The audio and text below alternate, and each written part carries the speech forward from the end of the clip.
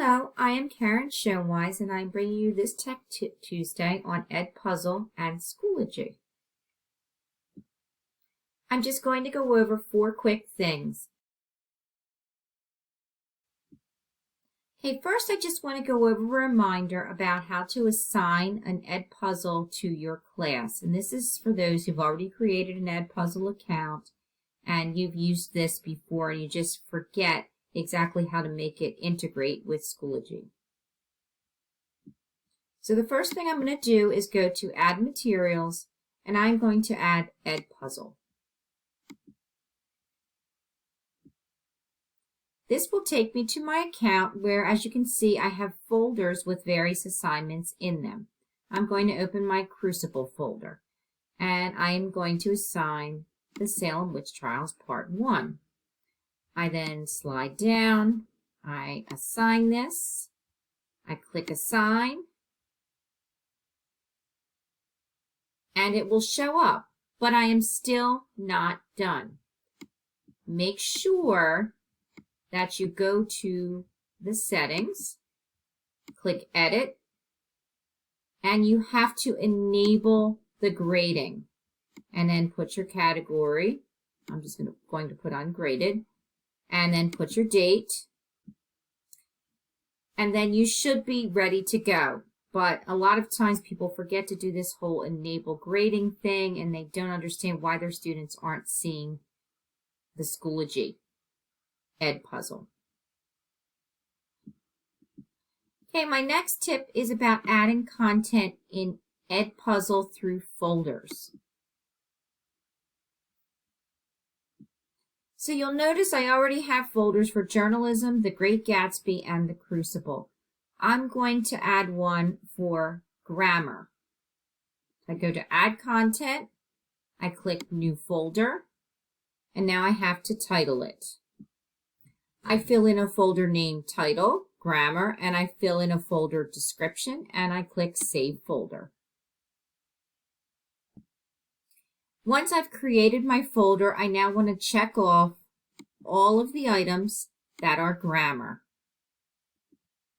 So I go through and I'm finding a bunch. And then at the bottom of my screen, you see Move to Folder.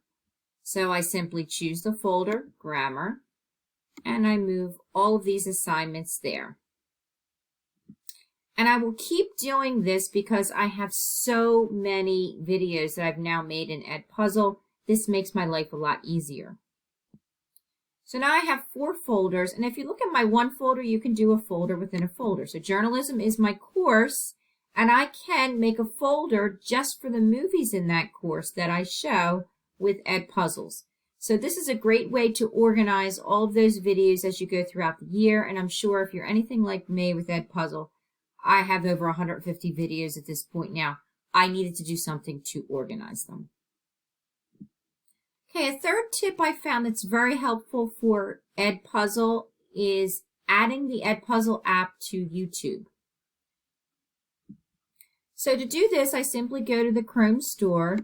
I click Search the store, and I put Edpuzzle. I click on Edpuzzle, and here's the add-on to YouTube. I can add this to Chrome, add extension, and now I will find the Edpuzzle link. I should pin it, and now I should see it at the top. Now I'm going to go to my YouTube and I'll show you what has happened. So in looking for some more things to teach the Crucible, I came across this plot summary. So I click on the plot summary,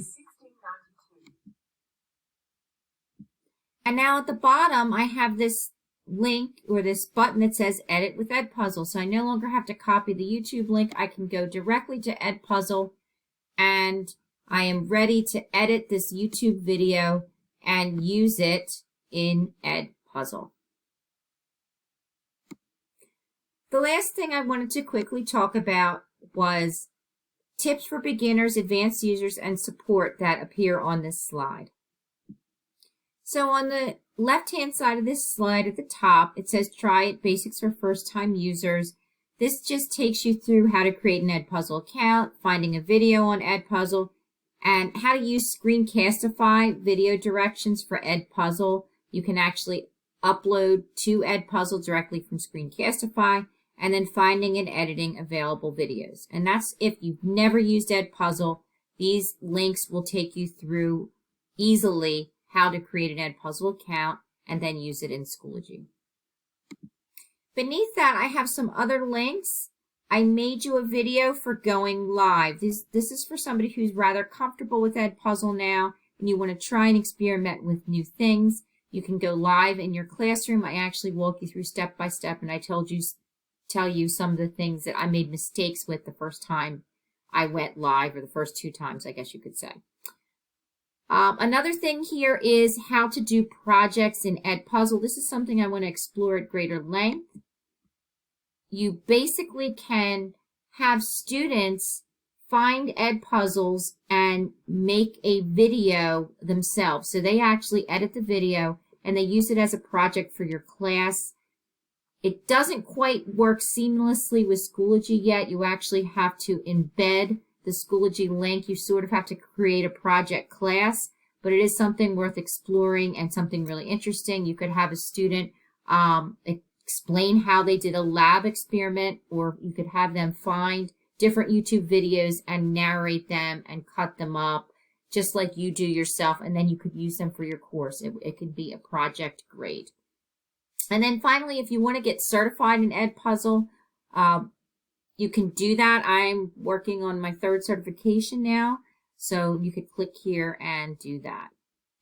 Last but not least, I have a link here for any Edpuzzle and Schoology troubleshooting issues that you might have. You can also always reach out to me. And then this one is just for Edpuzzle support. So have fun. I hope you enjoy Edpuzzle as much as I do. I truly love all the ways that it innovates the learning in my class and makes students better learners. Bye-bye.